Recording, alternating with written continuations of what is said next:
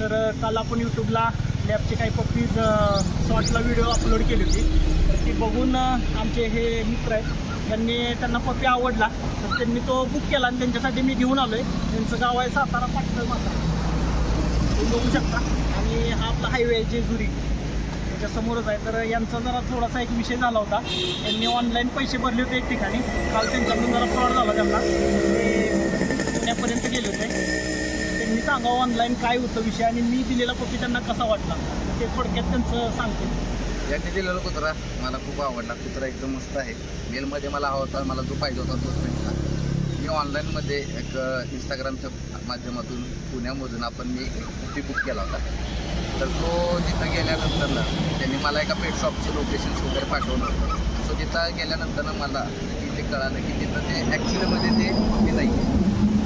त्यांनी फक्त ऑनलाईन पैसे घेऊन फ्रॉड वगैरे केलेला आहे. विषय काय झाला होता, त्यांना एक पप्पी दाखवला, 5,000 रुपये घेतले आणि वेगळ्याच पेट शॉपचं त्यांनी लोकेशन टाकलं. ते तिथं गेल्यावर त्यांना कळलं की त्यांच्या बाबतीत फ्रॉड झाला आहे. तिथून त्यांना माझा नंबर दिला, त्यांनी यूट्यूबला सर्च केलं खरंच पप्पी मिळतो का. तर मी त्यांना सांगितलं मी तुमच्या घरापर्यंत पप्पी आणून देतो, पिल्लू आवडलं तरच घ्या. तर त्यांना पप्पी आवडला, त्यांनी घेतला.